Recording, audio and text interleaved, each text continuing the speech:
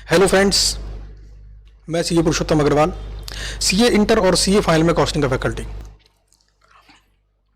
YouTube पर theory video डालने के लिए काफ़ी स्टूडेंट ने मुझे मेरे चैनल पे कमेंट किया और काफ़ी स्टूडेंट ने व्हाट्सअप भी किया है कि सर जो थ्योरी है और जो रिवीजन वीडियोस हैं वो यूट्यूब पे डाल दीजिए, काफ़ी हेल्पफुल हो जाती है। तो देखिए, रिवीजन वीडियोस तो आपकी यूट्यूब पे डलती जा रही हैं।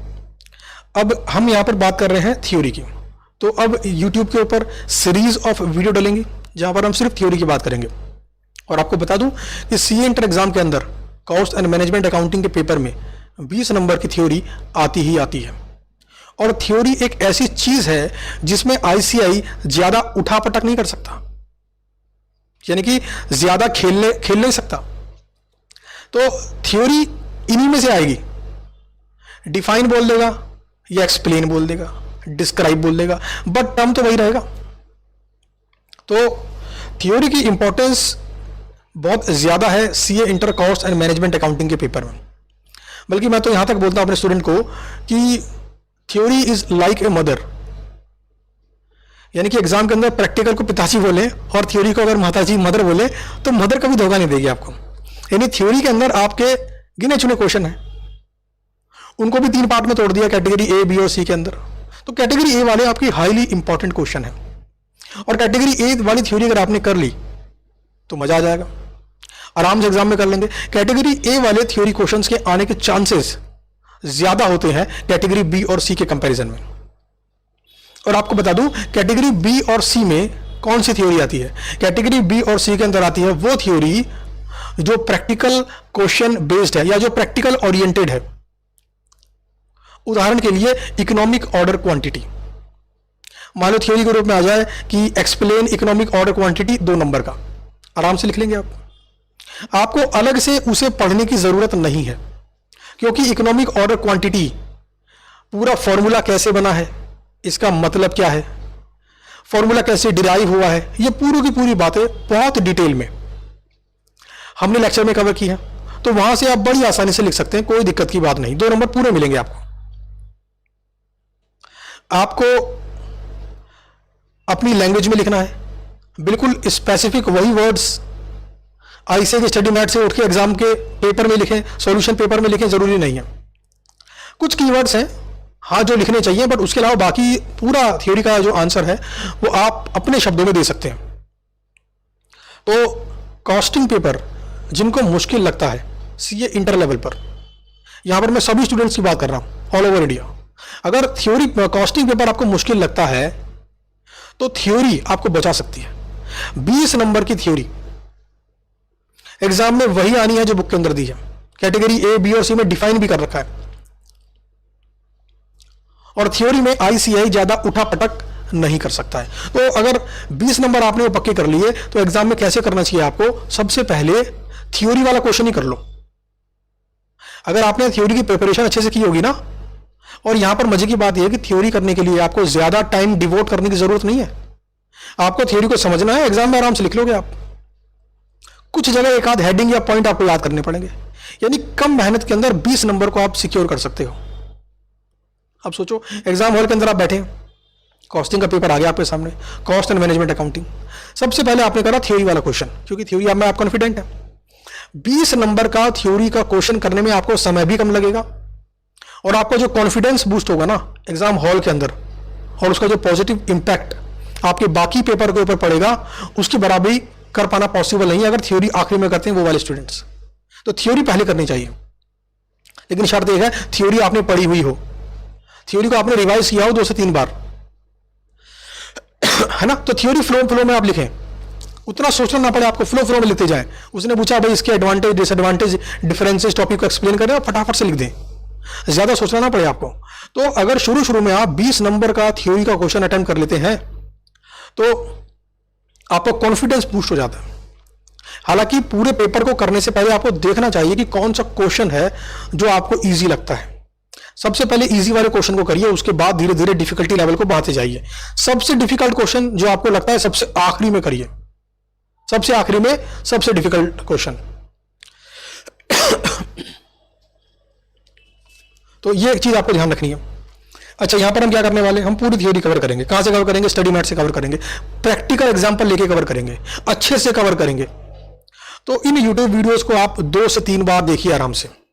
आप एक बार देखेंगे आपको मजा आएगा। और देखना, मेरी अप्रोच इसमें यह रहेगी कि आपको मैं थ्योरी इस तरीके से समझाऊं कि आप उसका मीनिंग, डिफरेंसेस को फील कर पाए। एक बार आप डिटेल में समझ गए और उसके डिफरेंस को फील कर पाए तो आपको थ्योरी याद करने में मुश्किल नहीं आएगी, और याद करने में जो एफर्ट्स आपको देने होंगे वो भी कम हो जाएंगे। तो आपको यहां पे मिलेगा इसका एडवांटेज। तो चलिए शुरू करते हैं। स्टडी मैट को निकाल लीजिए। Chapter number 1, introduction to cost and management accounting. सबसे पहले आपको कॉस्ट एंड मैनेजमेंट अकाउंटिंग का मीनिंग समझा देता हूं। कॉस्ट अकाउंटिंग था पहले इसका नाम, अब हो गया cost and management accounting. Cost accounting का सिंपल मतलब है कॉस्ट की अकाउंटिंग करो।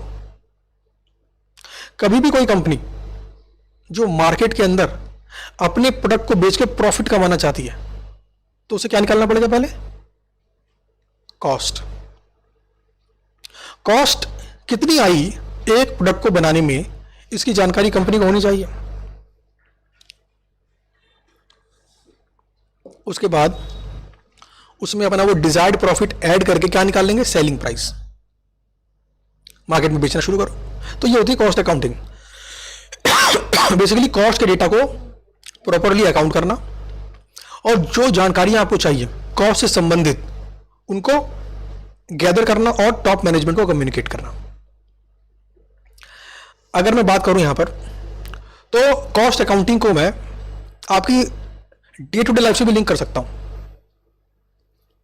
आपके पिताजी को पहले से पता होना चाहिए कि घर का मंथली खर्चा कितना है, किस आइटम पे कितना खर्चा, किस आइटम पे कितना खर्चा। अगर रेंट पे रहते हैं तो रेंट कितना, खाने पीने खर्च कितना, कपड़ों खर्च कितना, मेडिसिन खर्च कितना, उन्हें पता होना चाहिए। उसी के बाद तो वो डिसीजन लेंगे कि किस खर्चे को हमें कम करना है, किस खर्चे को हम बढ़ा सकते हैं और कौन सा खर्चा रीजनेबल है। तो ये कॉस्ट की इंफॉर्मेशन है, कॉस्ट अकाउंटिंग। और मैनेजमेंट अकाउंटिंग क्या है? मैनेजमेंट अकाउंटिंग का मतलब है इन्वॉल्वमेंट ऑफ मैनेजमेंट। और आपके घर के कौन है टॉप मैनेजमेंट? आपके पिताजी। नॉर्मली ऐसा होता है कि इंडियन कल्चर के अंदर घर का जो टॉप मैनेजमेंट जिनके हाथ में होता है वो होते हैं पिताजी। हालांकि धीरे धीरे अब देश बदल रहा है, वर्किंग वुमेन्स बढ़ती जा रही है, जो कि अच्छी बात है। तो ऐसे केस में घर की टॉप मैनेजमेंट वुमेन भी हो सकती है, वाइफ भी हो सकती है, माता जी भी हो सकती है। लेकिन अभी तक वैसे सिनेरियो बदलता हुआ है, या ये कह लीजिए कि आज के 10 साल पहले तक ये टॉप मैनेजमेंट वाली जो अथॉरिटी थी ये पिताजी के हाथ में थी, वो डिसीजन लिया करते थे। अच्छा, कॉस्ट अकाउंटिंग की जिम्मेदारी किसकी? मदर की। 10 साल पहले वो बताया करती थी कि ये खर्चे होते हैं, इस आइटम पे इतना, इस पे इतना, इस पे इतना, इस पे इतना। पिताजी करते थे मैनेजमेंट, कौन सा खर्चा कम, कौन सा खर्चा ज्यादा, कौन से खर्चे पे कट लगेगा, कहाँ लिबर्टी मिलेगी, ये सब काम था पिताजी का। तो इन दोनों को मैं अगर जोड़ दूं और कंपनी से लिंक कर दूं तो क्या बन गया? Cost accountant. कॉस्ट अकाउंटेंट का काम है कॉस्ट डेटा को कलेक्ट करना, और टॉप मैनेजमेंट का काम है उसके ऊपर डिसीजन लेना। खर्चे के बारे में पूरी जानकारी होने के बाद ही कंपनी सही निर्णय ले पाती है। तो ये कॉस्ट एंड मैनेजमेंट अकाउंटिंग संक्षेप में आपको समझा दिया कॉस्ट एंड मैनेजमेंट अकाउंटिंग में का मतलब क्या है।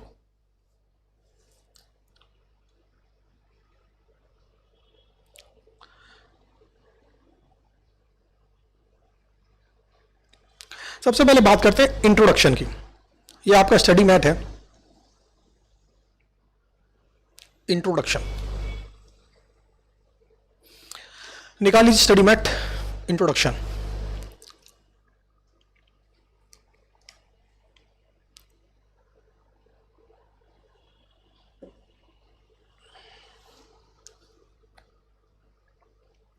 इसको शुरू करने से पहले मेरे मन में एक बात आई कि आपने ये सुना होगा, एक गाना था, एक सॉन्ग था कि आमदनी अठन्नी खर्चा रुपया, आमदनी अठन्नी खर्चा रुपया। तो ऐसे में क्या होता है? प्रॉब्लम्स आती हैं। तो कंपनी के केस में ऐसा ना हो कि आमदनी तो अठन्नी हो और खर्चा रुपया। तो उससे बचने के लिए कंपनी को कॉस्ट का मालूम होना चाहिए, तभी वो इंश्योर कर सकती है कि कॉस्ट को कम करना है या इसे कंट्रोल करना है, इसको बढ़ने नहीं देना आगे। देखो नॉर्मल लाइफ में हम क्या बोलते हैं? सबको आगे बढ़ने दो, सबको फ्रीडम दो, जाओ आसमान छू लो, है ना, जिंदगी में कुछ बड़ा करो। बट कॉस्ट एक ऐसी चीज है जहां पे इसे क्या बोलते हैं? इसे कम करो, इसे बढ़ने मत दो। अगर ये बढ़ गई तो दिक्कत हो सकती है, तो इसे बढ़ने मत दो। अच्छा, इंट्रोडक्शन में देखिए एक व्यक्ति का नाम लिखा हुआ है, मिस्टर माइकल पॉटर। आपको बता दूं, मिस्टर माइकल पॉटर के बारे में आप सीए फाइनल के अंदर बहुत डिटेल में पढ़ेंगे मुझसे। तो सीए फाइनल में जो कॉस्टिंग है, वहां पर माइकल पॉटर के बारे में आपको मालूम पड़ेगा कि ये कितने विद्वान व्यक्ति हैं, कितने गुणी व्यक्ति हैं। और जैसा कि मैंने आपको बोला है, इसका मतलब क्या है, ये अभी जिंदा है। ये बहुत ही अनुभवी व्यक्ति हैं, बिजनेस कोच रह चुके हैं ये। उन्होंने बहुत सारी बुक्स लिखी हैं, उन्हें बहुत अनुभव है। तो उन्होंने कॉस्टिंग चीज को मैनेज करने के लिए, कॉस्ट को मैनेज करने के लिए, कंपनी में कैसे डिसीजन है उस बात को समझाने के लिए तरह तरह की बुक्स लिखी हैं, तरह तरह के मॉडल्स लिखे हैं। इनके बारे में बहुत डिटेल में पढ़ने वाले हम कहां पर, सीए फाइनल में। तो ध्यान देना, जो इंट्रोडक्शन के अंदर इनका नाम लिखा हुआ है ना, ये नाम सीए फाइनल की कॉस्टिंग न्यू सिलेबस में आप पढ़ेंगे। वहां पर इन्होंने कॉस्ट लीडरशिप की बात की है, प्रोडक्ट डिफरेंशिएशन की बात की है ना। तो बहुत सारी बातें इन्होंने की है। इसका आपको सारांश में मीनिंग समझा देता हूं। कॉस्ट लीडरशिप का मतलब होता है कम कॉस्ट पर प्रोड्यूस करना, कम कॉस्ट पर प्रोड्यूस करना। जो कंपनी कम से कम कॉस्ट पर प्रोडक्शन करती है, वो कंपनी अपना सेलिंग प्राइस कम करके अपने कॉम्पिटिटर को मार्केट से आउट, नमस्ते टाटा बाय बाय कर सकती है। कैसा लगा, आया मजा? दूसरा, प्रोडक्ट डिफरेंशिएशन। कॉस्ट कम नहीं कर सकते, कोई बात नहीं, एक और तरीका है मार्केट को रूल करने का। आपके प्रोडक्ट की क्वालिटी में दम लाओ। आपके प्रोडक्ट में जितनी बढ़िया और बेहतरीन फीचर्स होंगे, जितनी अच्छी क्वालिटी आपके प्रोडक्ट की होगी, मार्केट के अंदर इससे भी कॉम्पिटिटर को नमस्ते कर सकते हैं कि साहब आपका समय गया, हमारा समय आ गया। समझ गया बात को? तो ये क्या है, प्रोडक्ट डिफरेंशिएशन, यानी अपने प्रोडक्ट को अपने कॉम्पिटिटर के प्रोडक्ट से डिफरेंशिएट कर दो। कस्टमर को बता दो कि मेरा प्रोडक्ट कॉम्पिटिटर के प्रोडक्ट से डिफरेंट है, इसमें क्वालिटी अलग है, इसमें फीचर्स अलग हैं, इसके अलग एडवांटेज है। तो दो तरीके उन्होंने बताए। हालांकि ये तरीके आप सीए फाइनल के अंदर डिटेल में पढ़ने वाले हैं।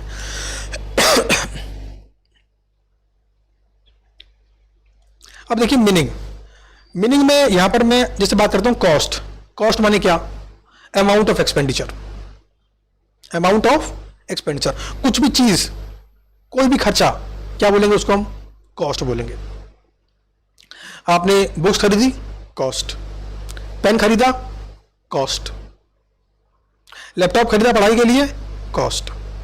तो सारे के सारे खर्चे क्या हैं? कॉस्ट कहलाते हैं। बट ध्यान देना, यहां पर दो शब्द लिखे हैं, एक्चुअल और नोशनल।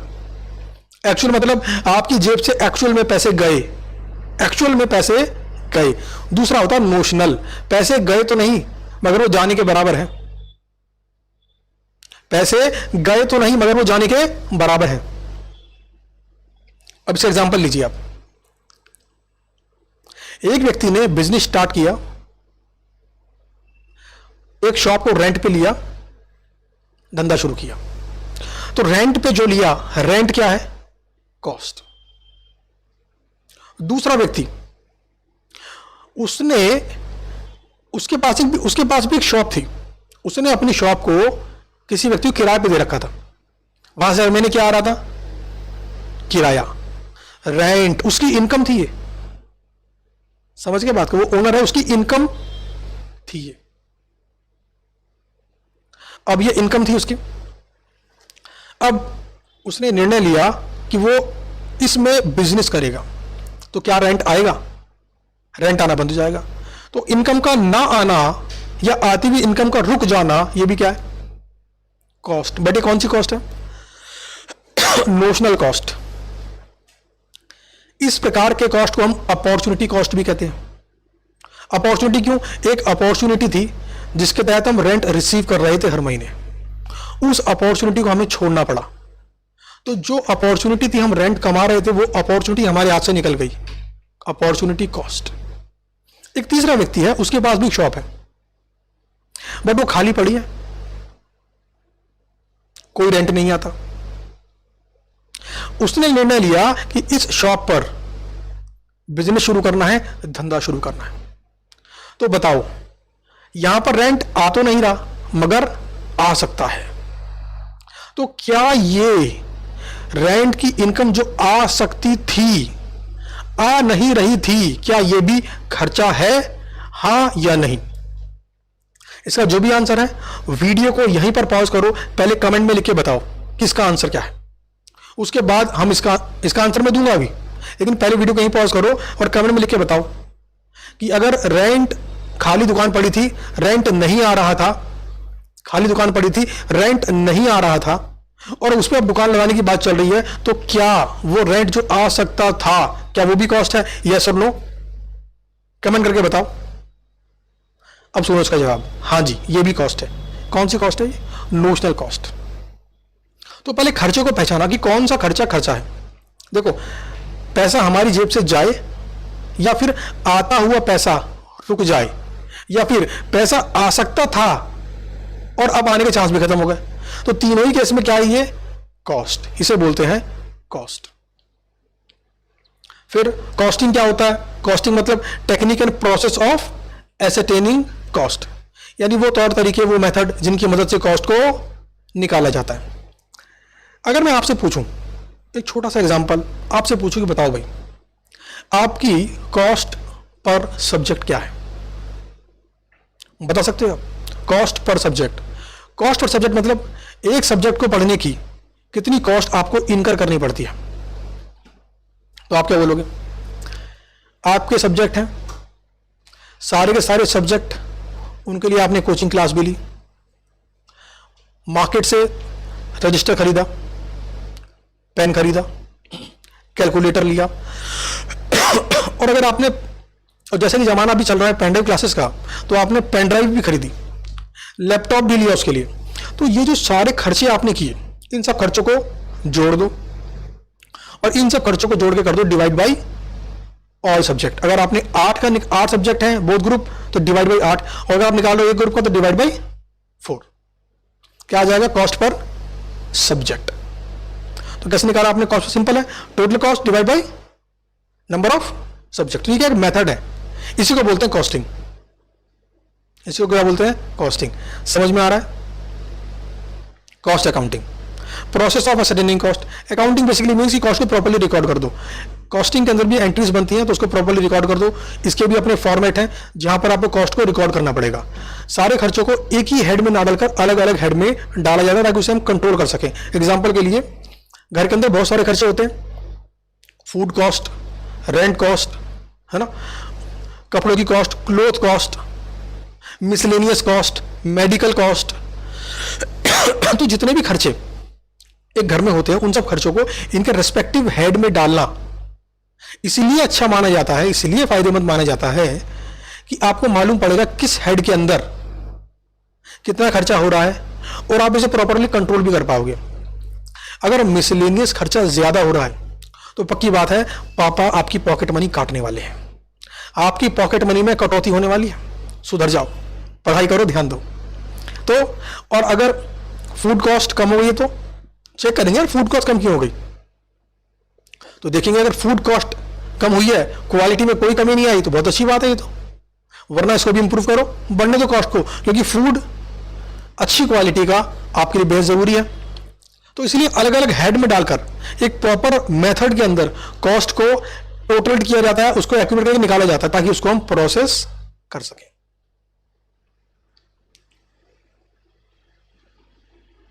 अब देखिए ऑब्जेक्टिव्स ऑफ कॉस्ट अकाउंटिंग। पहला पॉइंट बता दिया मैंने आपको, एसेटेनमेंट ऑफ कॉस्ट, कॉस्ट को निकालना। दूसरा, determination of selling price and profitability. तीसरा, कॉस्ट कंट्रोल। कॉस्ट कंट्रोल का मतलब है कॉस्ट को बढ़ने मत दो। प्रोडक्शन करने से पहले इस बात को तय करो कि प्रोडक्शन करने में कितनी कॉस्ट आएगी या कितनी कॉस्ट मैक्सिमम आनी चाहिए। उसके बाद इंश्योर करो कि एक्चुअल कॉस्ट उससे ज्यादा ना हो, इसे बोलते हैं कॉस्ट कंट्रोल। आपने सुना होगा अपने गुस्से पर कंट्रोल करो, सुना है आपने? अपने गुस्से पर कंट्रोल करो, अपने आप पे काबू रखो, वही है ये कंट्रोल। यानी गुस्से पे कंट्रोल करो, आक्रामक मत हो जाओ, उसे रोको। वैसे यहां पर क्या है? Cost control. कॉस्ट को कंट्रोल करो। ऐसा क्यों बोलते हैं कॉस्ट को कंट्रोल करो? भाई ज्यादा कॉस्ट खर्च कर दी तब कंपनी को नुकसान हो सकता है। Cost control. अब देखो, इसके अंदर 4 पॉइंट है। सबसे पहला पॉइंट है determination of pre determined standard और रिजल्ट। देखो, सीए कोर्स करने पर ना आपको एडवांटेज क्या मिलेगा? मेन एडवांटेज देखो, डिग्री तो आपको मिलेगी, आपको जॉब भी मिलेगी अच्छी खासी, कोई दिक्कत नहीं होगी, आपकी लाइफ भी सेट होगी आगे। और आप अभी तो कल्चर बदल गया है, तो आजकल लोग कोई ना कोई दोस्त बना लेते हैं अपना कोर्स करते करते करते, और फिर उसी से मैरिज कर लेते हैं। तो ये जो है, मतलब इसके बारे में बोलना नहीं चाहिए। ये जो है एक नया भारत है, एक नया भारत ये बन रहा है जहां पर हम एक वर्किंग वुमेन को भी उभरता हुआ देख रहे हैं। तो इस कोर्स में क्या एडवांटेज है? ये कोर्स बनाता है आपको प्रैक्टिकल, और आपको डिसीजन मेकिंग एबिलिटी अपने डेवलप करने की पूरी कोशिश करता है और कर भी देगा। डिग्री तभी मिलेगी आपको जब आपके अंदर वो एबिलिटी आ जाएगी। एबिलिटी नहीं आएगी तो जब तक लटका के रखेगा आईसीआई, लेकिन जैसे उसको लगता है कि नहीं भाई, अब ये व्यक्ति तैयार हो चुका है, इसकी डिसीजन मेकिंग एबिलिटी बन चुकी है, इसे डिग्री दो, मार्केट में जाने दो, उसको मार्केट में से सर्विसेज ऑफर करने दो। तो डिसीजन मेकिंग स्किल से क्या फायदा? एक इसमें आप डिसीजन लेने से पहले 100 बार सोचते हो। देखो, एक तो होता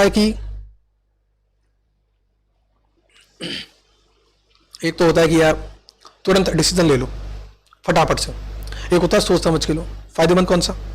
सोच समझ के लो। अगर इस बात से सहमत हो, नीचे कमेंट करके बताओ कि हाँ सर मैं इस बात से सहमत हूं, सोच समझ के डिसीजन लेना चाहिए, जल्दबाजी में लिया गया डिसीजन गलत हो सकता है। वही बात ये बोल रहा है, कॉस्ट को कंट्रोल करना है, बट पहले ये तो चेक करो कितनी खर्च करनी है। इस बात को तो शो करो कितनी खर्च करनी है, इस बात को तो एस्टिमेट करो कितनी कॉस्ट खर्च करनी है। इसके लिए पहले सोचना पड़ेगा परफॉर्मेंस, जो प्रोडक्ट कंपनी बनाकर बेचना चाहती है उसकी क्वालिटी क्या होगी, उस क्वालिटी को बनाने के लिए क्या क्या मटेरियल लगेगा, किस प्रकार की लेबर लगेगी, skilled labour, unskilled labour, semi skilled labour. इसका प्रोडक्शन कहां पर होगा? घर पर हो जाएगा या फैक्ट्री लेनी पड़ेगी किराए पर? हाँ, तो पहले तय करो।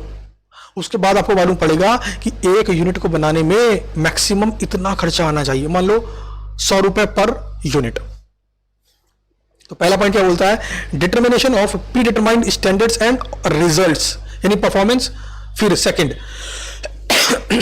मेजरमेंट ऑफ एक्चुअल परफॉर्मेंस, यानी अब काम चालू कर दो, प्रोडक्शन एक्चुअल में होगा तो एक्चुअल कॉस्ट आएगी, एक्चुअल कॉस्ट निकालो कितना खर्च आया।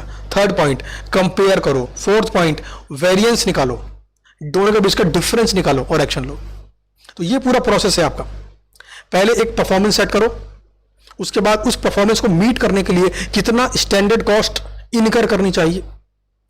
आप स्टैंडर्ड कॉस्ट को ऐसे बोलिए, कॉस्ट चाहिए, स्टैंडर्ड मतलब चाहिए, कॉस्ट मतलब कॉस्ट, तो इतनी कॉस्ट खर्च होनी चाहिए, स्टैंडर्ड कॉस्ट। फिर एक्चुअल में कॉस्ट होगी, प्रोडक्शन चालू करो, चेक करो एक्चुअल में कितनी कॉस्ट आई। अगर एक्चुअल में आने वाली कॉस्ट स्टैंडर्ड कॉस्ट से कम है, मजा आ गया। एक्चुअल में प्रोडक्ट जो बना है उसकी परफॉर्मेंस स्टैंडर्ड परफॉर्मेंस से ज्यादा या बराबर है, तो मजा आ गया, किला फतेह हो गया। तो ये है पूरा स्टेप, पूरा तरीका डिसीजन मेकिंग का। अब इसको मैं आपसे लिंक करके बताता हूं। जैसे मान लीजिए आपने पढ़ाई करनी है, स्टूडेंट मुझसे पूछते हैं सर स्टडी प्लान बताओ, कितने घंटे पढ़ूं और कौन सा सब्जेक्ट ज्यादा पढ़ूं, कौन सा कम पढ़ूं।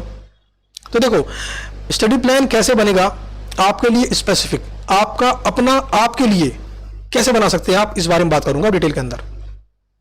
सबसे पहले आपको तय करना पड़ेगा कि आखिर आप चाहते क्या हैं। रिजल्ट के दिन आप रैंक लाना चाहते हैं, अच्छा रैंक लाना चाहते हैं तो क्या टॉप 10 में आना चाहते हैं?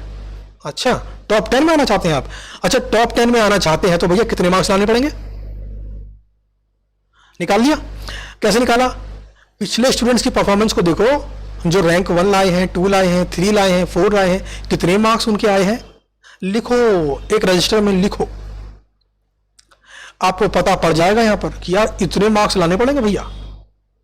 तो ये क्या है, इतने मार्क्स तो आने चाहिए, तब रैंक की उम्मीद कर सकते हो आप। अच्छा, आपने पता कर लिया कि भाई इतने मार्क्स तो लाने चाहिए पड़े, मतलब इतने मार्क्स तो लाने पड़ेंगे तभी रैंक आ पाएगी भाई। अच्छा, अगला सवाल, कितने घंटे पढ़ाई करें?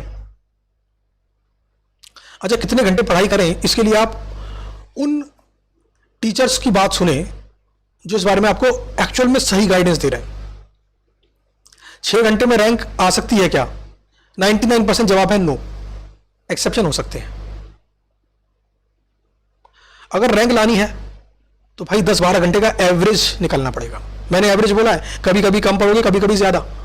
तो ऐसे में आप किनको सुनो? जो टीचर सही गाइड कर रहे हैं। और सबसे बड़ी चीज, उन स्टूडेंट को सुनो जो रैंक लेकर आए। आपको मालूम पड़ जाएगा कि भैया कितने घंटे पढ़ाई करनी पड़ेगी। तो आपके पास 2 पैरामीटर हो गए। पहला, कितने नंबर लाने पड़ेंगे, यानी इतने नंबर तो आने ही चाहिए।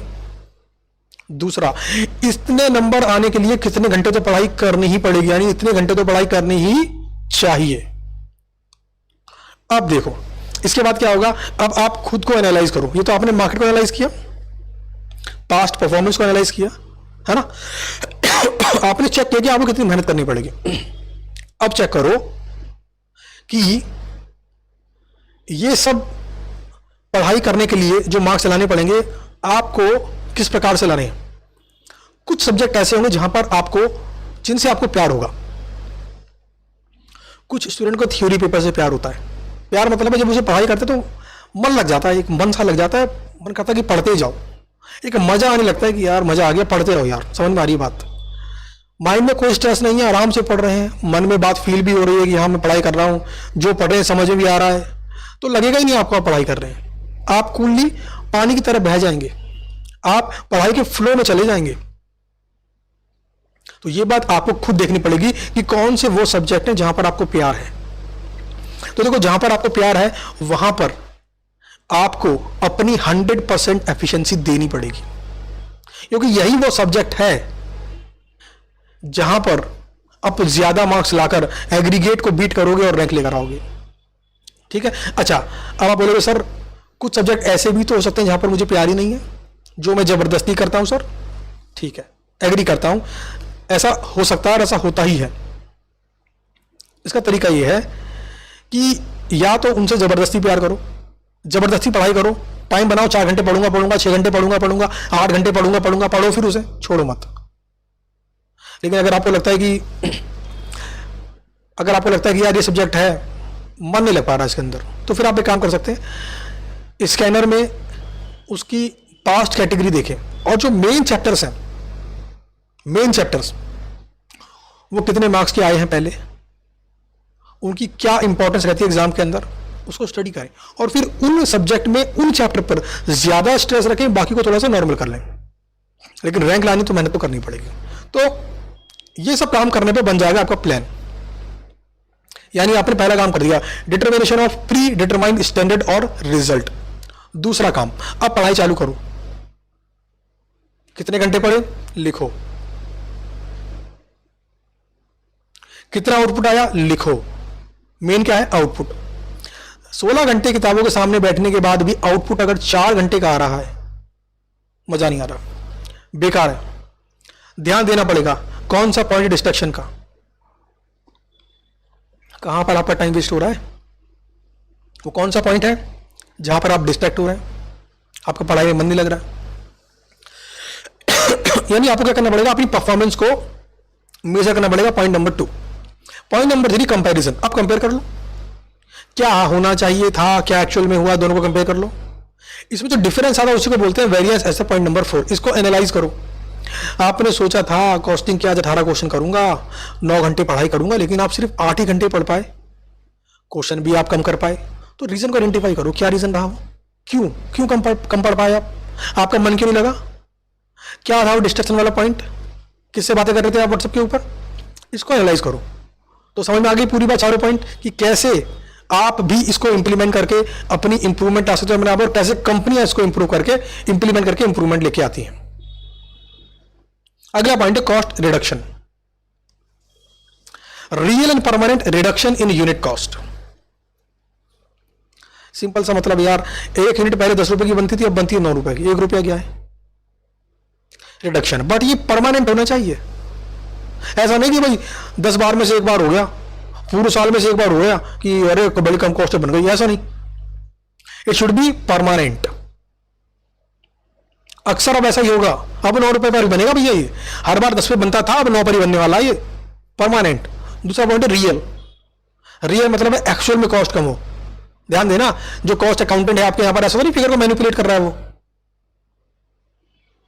ध्यान देना इस बात पर कि फिगर को मैनिपुलेट तो नहीं कर रहा, वो रियल डेटा होना चाहिए, रियल एंड परमानेंट रिडक्शन। इसी को हम क्या बोलते हैं? Cost reduction.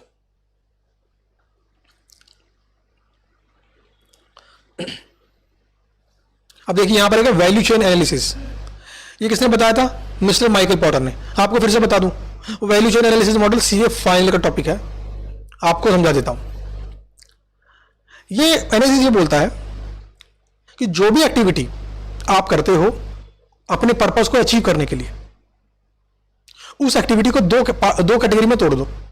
एक तो वो कैटेगरी जहां पर आपको इससे फायदा हो रहा है, आपका पर्पस अचीव होने के पास पहुंच रहे हो आप, या पर्पस अचीव हो रहा है। दूसरा वो एक्टिविटी जो सिर्फ एम ही कर रहे हो, फायदा तो है ही नहीं, तो इन्हें बोलते हैं नॉन वैल्यू एडिंग एक्टिविटी।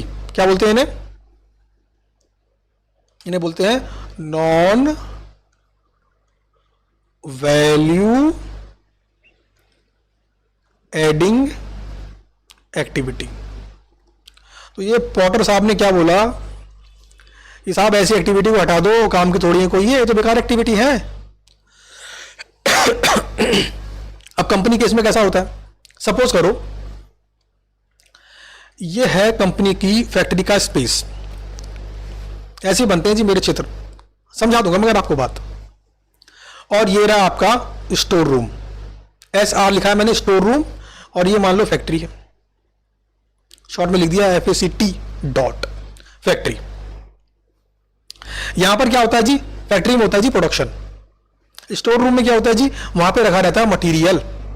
और सपोज करो स्टोर रूम से फैक्ट्री का जो डिस्टेंस है मान लो 2 किलोमीटर है। कितना? 2 किलोमीटर। अब मुझे बात बताओ, अगर प्रोडक्शन मैनेजर ने, ध्यान देना, प्रोडक्शन मैनेजर ये क्या काम करता है? प्रोडक्शन करता है भाई, तभी तो नाम है प्रोडक्शन मैनेजर। प्रोडक्शन मैनेजर ने बोला साहब 1000 यूनिट बनानी है। किसको? फैक्ट्री के जो इंप्लॉइज हैं उनको। उन्होंने कहा ठीक है जी बनाते हैं 1000 यूनिट। जब चेक किया तो पता लगा मटेरियल तो है ही नहीं। कहां से मंगाएंगे बताओ? कहां फोन घुमाएंगे? स्टोर रूम में। स्टोर रूम में फोन घुमाया, मटेरियल आया, गाड़ी आ रही है भैया यहां से मटेरियल लेकर। क्या ये एक्टिविटी है? क्या ये काम है? स्टोर रूम से फैक्ट्री तक माल पहुंचाना, क्या ये काम है? हाँ काम है। हाँ काम मतलब एक्टिविटी है। हाँ क्या इस एक्टिविटी पर कुछ खर्चा करना पड़ रहा है आपको? Yes sir. जब गाड़ी जाएगी छलंगा मार दी हुई, खर्चा तो होगा सर, पेट्रोल तो लगेगा ही ना, ड्राइवर भी बैठा हुआ है, सैलरी तो मांगेगा ही वो, और पेट्रोल भी खर्च होगा। ऐसा नहीं बोल पाएगा साहब तो पेट्रोल खत्म ही नहीं होता है, ऐसा नहीं बोल पाएगा वो, पेट्रोल लगेगा। तो क्या हो रहा है जी? खर्चा हो रहा है। तो इस एक्टिविटी पे खर्चा तो हो रहा है, क्या इसका एडवांटेज कस्टमर को मिल रहा है? क्या प्रोडक्ट में कुछ एडिशन कर रहा है ये खर्चा? क्या प्रोडक्ट की क्वालिटी में कुछ एडिशन कर रहा है ये खर्चा? क्या ये काम, क्या वो ड्राइवर जो गाड़ी को छलांगा मार दिए लेके जा रहा है, क्या उसका ये काम प्रोडक्ट की क्वालिटी में कुछ ऐड कर रहा है? क्या नहीं कर रहा। अगर ये स्टोर रूम फैक्ट्री के अंदर ही होता या फैक्ट्री के बिल्कुल बगल में होता तो मुझे बताओ क्या प्रोडक्ट की क्वालिटी में कोई कमी आ जाती? अरे जब पास रहने से कमी नहीं आ रही तो दूर रहने से इंप्रूवमेंट कैसे होगा? इसका मतलब है ये एक्टिविटी क्या है? Non value adding activity. साहब ये एक ऐसी एक्टिविटी है इसमें कंपनी खर्च तो कर रही है, पैसे तो ढीले हो रहे हैं मगर फायदा नहीं हो रहा। तो क्या बोला मिस्टर माइकल पॉटर साहब ने? इन्होंने बोला भाई साहब ऐसी एक्टिविटी को हटा दो, अगर पॉसिबल हो तो। हटा नहीं सकते, कम तो कर दो भैया। इस 2 किलोमीटर को घटा के 1 किलोमीटर ही कर लो। स्टोर रूम पास में किराए पे ले लो, 500 मीटर कर लो ना। स्टोर रूम और कम पास में ले लो, किराए पे तो लेना है आपको, ले लो पास में। समझे? तो ये बोला किसने? मिस्टर माइकल पॉटर ने। बड़े ही गुणी व्यक्ति हैं ये, इनके बारे में बहुत डिटेल में, बिल्कुल डीपली। कहां पढ़ते हैं? सीए फाइनल के अंदर। तो मजा आया इसके अंदर? मजा आया तो वीडियो नीचे कमेंट करो और बताओ सर की मजा आया। इससे मुझे मालूम पड़ेगा कि आपको मजा आ रहा है, आपको बात समझ में आ रही है। और साथ में वीडियो के नीचे ये भी कमेंट करके बताओ कि क्या इस थ्योरी के अंदर कुछ और भी ऐड करने की रिक्वायरमेंट है, कुछ और भी चाहते हो कि मैं ऐड कर दूं, कुछ और चीज में आप पढ़ा दूं यहां पर, इससे आपको फायदा हो। देखो रिवीजन वीडियो वो तो यूट्यूब पर डाली रही है, रिवीजन वीडियो वहां से कर लो आप, ये रहा थ्योरी का। 20 नंबर की थ्योरी आती है साहब, 20 नंबर की थ्योरी तो आती है, तो 20 नंबर की थ्योरी जेब में रख लो ना। अरे 20 नंबर जेब में आ गए तो टेंशन कम हो गई ना फिर आपकी। तो समझ गए? अगर अच्छा लगे तो कमेंट जरूर करना और वीडियो को लाइक भी करना। चलो आगे बढ़ते हैं जी। अच्छा जी, assisting management in decision making. अच्छा, मैनेजमेंट को मैं 3 कैटेगरी में तोड़ देता हूं जी। Top management, middle management, low management. Top management मतलब कंपनी के बड़े अधिकारी, लो मतलब कंपनी के निचले स्तर के अधिकारी, सबसे लो मैनेजमेंट, और मिडिल मतलब इन बिटवीन। अच्छा, डिसीजन मेकिंग में क्या रोल होता है इनका बताता हूं मैं आपको, ध्यान देना जरा। टॉप मैनेजमेंट लेता है बड़े बड़े डिसीजन, बहुत बड़े बड़े डिसीजन, और लो मैनेजमेंट थोड़े से कम, उसका एरिया डिफाइन होता है कि आपको इस एरिया में डिसीजन लेना है। इस एग्जांपल को पहले मैं आपसे लिंक करता हूं, फिर आप समझ पाओगे। अगर घर की मैं बात करूं तो ये रहे जी पिताजी, ये क्या है जी, ये है टॉप मैनेजमेंट में। अच्छा जी, माता जी कहां है, मदर कहां पर है? मदर को मैं बोलता हूं मिडिल मैनेजमेंट, मिडिल मैनेजमेंट। अच्छा, और आप कहां पर हैं? लो मैनेजमेंट। मैंने ये मानते बोला कि आप छोटे हैं घर के अंदर, है ना, तो लो मैनेजमेंट। अच्छा, पिताजी क्या डिसीजन लेते हैं बड़े बड़े? घर कहां खरीदना है, कौन सी लोकेलिटी में घर खरीदना है, कौन सी सोसाइटी में घर खरीदना है, कहां पे जमीन खरीदनी है, कहां पे इन्वेस्टमेंट करूं, पिताजी के बड़े बड़े डिसीजन। अच्छा, माता जी के डिसीजन क्या है? मिडिल मैनेजमेंट, थोड़े छोटे लेवल के डिसीजन, एरिया थोड़ा डिफाइंड है, कम है। जैसे घर के लिए सामान किस किराना शॉप से खरीदना है, पास में कौन सा डॉक्टर अच्छा इसके पास जाना है, छोटी मोटी बीमारी के लिए, ये कौन डिसीजन लेता है? माता जी। अब बात करूं आपकी लो मैनेजमेंट, आपके पास डिसीजन मेकिंग पावर कम होती है, आप छोटे मोटे डिसीजन ले सकते हो बस। जैसे ब्रेड लाने गए आप, आपके पापा ने बोला यार ब्रिटानिया कंपनी के लेके आइयो, आपने बोला कि नहीं पापा उसकी मेरे को मजा नहीं आता, मैं तो फलाना कंपनी के दूसरी कंपनी के लेके आऊंगा। पापा कहेंगे ठीक है यार ले आ, वही लिया। लो मैनेजमेंट। तो कंपनी के अंदर भी 3 प्रकार के मैनेजमेंट होते हैं। तो कॉस्ट की इंफॉर्मेशन तीनों मैनेजमेंट को दी जाती है, और वो इस इंफॉर्मेशन का, कॉस्ट की इंफॉर्मेशन का इस्तेमाल करते हैं अपने डिसीजन लेने के अंदर। जैसे मैं एग्जांपल लेता हूं, परचेज मैनेजर, क्या बोला मैंने?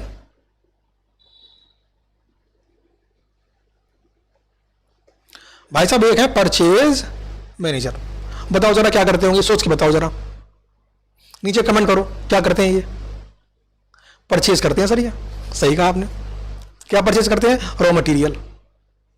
अच्छा, अब परचेज मैनेजर आपको बता दिया गया कि जो रॉ मटेरियल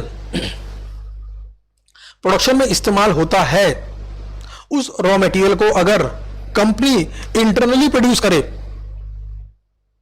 तो खर्चा आता है मान लो 10 रुपए पर यूनिट। कितना? 10 रुपए पर यूनिट। कितना? 10 रुपए पर यूनिट। और यह इंफॉर्मेशन परचेज मैनेजर आपको दे दी कि साहब ये लो, आपको बता दी इंफॉर्मेशन कि जो रॉ मटेरियल प्रोडक्शन करने में इस्तेमाल होता है उसको अगर हम इंटरनली प्रोड्यूस करें तो कॉस्ट आएगी 10 रुपए पर यूनिट। अब बताओ परचेज मैनेजर इस इंफॉर्मेशन से कैसे डिसीजन मेकिंग में हेल्प लेगा, किस इंफॉर्मेशन से कंपेयर करेगा उसको डिसीजन लेगा, जरा सोच के बताओ। पहले कमेंट कर लो, चाहो तो वीडियो को पॉज करो, पहले कमेंट कर लो।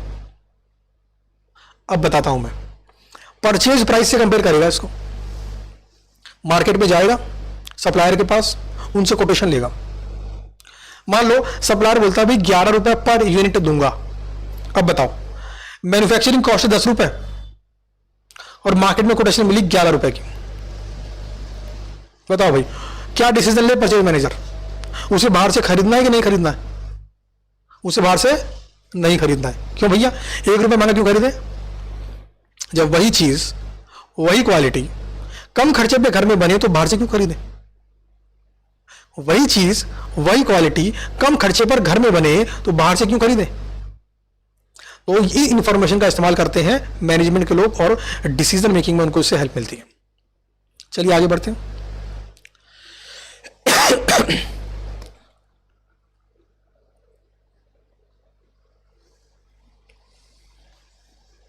मजा तो आ ही रहा होगा आपको पढ़ाई करने के अंदर। बिल्कुल practical oriented study of theory, practical oriented, रटना नहीं, समझना। समझेंगे तो मजा आएगा, अपनी चीजों से रिलेट करेंगे तो मजा आएगा, समझ में आएगी पूरी कहानी। अब जैसे ये क्वेश्चन आ गया आपका cost reduction and cost control difference, आपको बता दूं ये क्वेश्चन कैटेगरी ए क्वेश्चन है। एग्जाम में इस क्वेश्चन की आने की प्रोबेबिलिटी, चांसेस ज्यादा रहते हैं। एग्जाम में आएगा तो 5 नंबर का आएगा साहब, सोचो 5 नंबर का आया और आपने ये 5 पॉइंट लिखे, कितने नंबर मिल गए आपको? पूरे 5 नंबर। इनको लिखने में समय कितना लगेगा? मैं समझता हूं कि इनको लिखने में आपको लगेगा हद से हद 2 से 3 मिनट, 2 से 3 मिनट, तो कम समय में ज्यादा मार्क्स। तो कैटेगरी ए क्वेश्चन है, अच्छे से पढ़ते हैं इसको। कैटेगरी ए, कॉस्ट कंट्रोल माने क्या होता है? कॉस्ट को कंट्रोल करो, कॉस्ट को बढ़ने मत दो।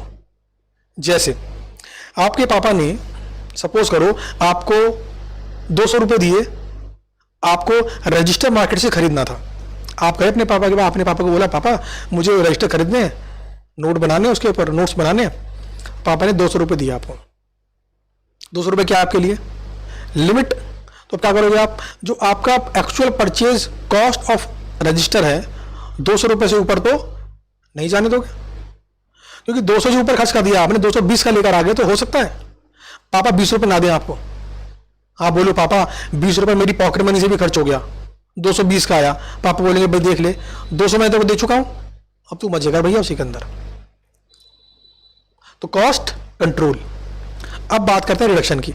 आपके मन में ये भी तो आ सकता है कि पापा ने 200 रुपए दिए हैं, यार इससे बार्गेनिंग करता हूं दुकानदार से, 2-3 दुकानों पे जाऊंगा, बार्गेनिंग करूंगा, 180 रुपए का लेकर आऊंगा, 20 रुपए बचाऊंगा।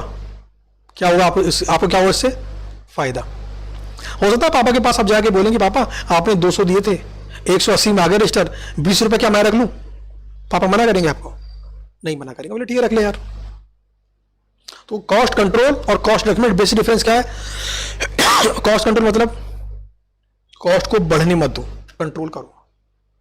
रिडक्शन मतलब कम करने की कोशिश करो। अगर दोनों को मैं ऐड कर दूं तो, दोनों को मैं ऐड कर दूं तो कॉस्ट को बढ़ने मत दो बट कम करने की कोशिश करते रहो। कैसा लगा? कॉस्ट को बढ़ने मत दो बट कॉस्ट को कम करने की कोशिश करते रहो। कैसा लगा? डालो। तो ये है दोनों का कंक्लूजन। इससे फायदा क्या होगा? कंपनी का प्रॉफिट बढ़ेगा, कंपनी की कंपटीशन से लड़ने की ताकत बढ़ेगी। हो सकता है आप एक ऐसा सेलिंग प्राइस रख दें अपने प्रोडक्ट का कि आपके जो कॉम्पिटिटर हैं उनकी कॉस्ट आपके सेलिंग प्राइस से ज्यादा हो गए ना, मार्केट से वो आउट। कहां कॉम्पीट कर पाएंगे आपसे? वो नहीं कर सकते कॉम्पीट। सबसे पहला पॉइंट है जो डिफरेंस का, cost control aims at maintaining the cost in accordance with established standard. यानी कॉस्ट को मेंटेन करो, इसके ऊपर मत जाने दो। मतलब एक और शब्द इसको मेंटेन करो, बात तो वही है। यहां पर क्या है? कॉस्ट को रिड्यूस करने की कोशिश करनी है। यहां पर क्या? Cost control seeks to attain lowest possible cost. यानी होता क्या है कि 4-5 ऑप्शन अगर हैं, आपस में उन्हें कंपेयर करो, एक लेवल निकालो कि भाई जैसे ये पेन है, सप्लाई ए से खरीदूंगा इतने का आएगा, बी से खरीदूंगा इतने का आएगा, सी से खरीदूंगा इतने का आएगा, डी से खरीदूंगा इतने का आएगा और ए से खरीदूंगा इतने का आएगा। तो पहले मैंने सबसे कोटेशन ले ली, लोएस्ट प्राइस निकाल लिया। अब मैं कंफर्म हो गया कि इससे ऊपर कॉस्ट को जाने नहीं देना और कॉस्ट को इससे कम रखना है। ये कौन बोलेगा? Cost reduction. तो lowest possible cost. Second point है cost reduction. No condition is permanent since change will result in lower cost. ये पॉइंट क्या बोलता है कि टेक्निक चेंज करो, कॉस्ट को कम कर पाना पॉसिबल है। Third point, in case of cost control emphasis is on past and present. पहले कितना खर्चा आया था और प्रेजेंट, इससे ऊपर मत जाने दो। और यहां पर प्रेजेंट एंड फ्यूचर, अभी इतना खर्चा आ रहा है बट कोशिश करो भविष्य में खर्चा कम हो। तो पास्ट एंड प्रेजेंट, यहां पर प्रेजेंट एंड फ्यूचर। अगला point, cost control is preventive and it is corrective. Preventive मतलब प्रिवेंट करो कॉस्ट को बढ़ने से, प्रिवेंट करो। करेक्टिव मतलब कॉस्ट को करेक्ट करो, यानी ये कॉस्ट गलत है, करेक्ट करो मतलब कम करो। Cost control ends when target is achieved. 10 रुपए तक में बन जाना चाहिए था, 10 रुपए तक में बन गया, तो cost control target achieved. Cost reduction has no visible end, यानी कि ये क्या है, लर्निंग प्रोसेस। जितना कम कर सको करते रहो, करते रहो, करते रहो, कम पे कम, कम पे कम, कम पे कम। तो जितना कम कर सको कम करते रहो। तो ये 5 पॉइंट है। एग्जाम के अंदर ये क्वेश्चन पहले भी काफी बार आ चुका है और ये क्वेश्चन बहुत ही सिंपल क्वेश्चन है। आप आराम से लिख भी सकते हो एग्जाम के अंदर, अपनी लैंग्वेज के अंदर लिख सकते हो और पूरे के पूरे पास में मिलेंगे आपको। 5 पॉइंट लिखने पड़ेंगे। देखो एग्जाम का एक चीज मैं आपको बता देता हूं, एग्जाम में जो लिखने का फॉन्ट आपका होना चाहिए ना, वो बड़ा होना चाहिए, मतलब बिग फॉन्ट,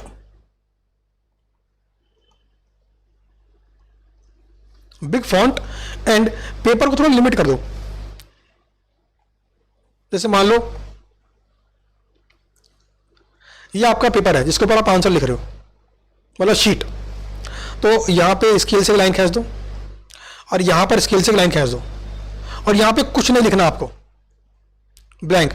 यहां पे भी कुछ नहीं लिखना आपको। कोशिश करो यहां पर लिखो, क्वेश्चन नंबर लिखो बीच में, जो क्वेश्चन नंबर 1A। अच्छा, अब यहां पे लिख रहे हो आप आंसर। एग्जाम में कैसे लिखना है बता रहा हूं मैं आपको।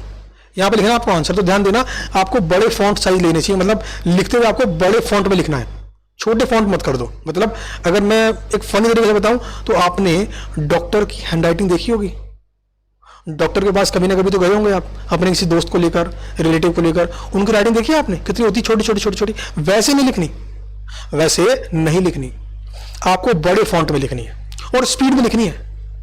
आपको बड़े फॉन्ट में लिखनी है और स्पीड में लिखनी है। आराम सजाना नहीं पेपर को, आप स्पीड में लिखो बट फॉन्ट साइज बड़ा, क्योंकि पेपर चेक करने वाला व्यक्ति आपके आंसर को पढ़ना चाहता है, आपकी सजावट को नंबर नहीं मिलेंगे। तो बड़े फॉन्ट में लिखो। तो अब ये 5 पॉइंट है जैसे हैं आपके, तो ये 5 पॉइंट आपकी एक शीट पे आने चाहिए, एक शीट पर। तो उससे क्या होगा, जो व्यक्ति पेपर चेक कर रहा है ना, उसको ऐसी फीलिंग आएगी यार कि बड़ा मैटर लिखा हुआ है। जैसे मैं दिखाऊं आपको, जैसे ये पेज है ना, तो यहां पे लाइन खींच दी आपने, एक यहां पे लाइन खींच दी, यहां पे क्वेश्चन नंबर 1 है और यहां पे लिख रहे हो आप आंसर। तो आप इसे पूरा बड़े फॉन्ट में लिखो और पूरा इसको पूरा फिल कर दो। इससे क्या होगा, जो व्यक्ति पेपर चेक कर रहा है, एक तो जब वो आपका आंसर शीट पकड़ेगा तो वजन होगा उसके अंदर, प्लस जब वो देखेगा यार पूरे पूरे पेज पे आपने इसका आंसर लिखा, 5 के 5 पॉइंट लिखे, तो आपका एक भी नंबर नहीं काट पाएगा वो।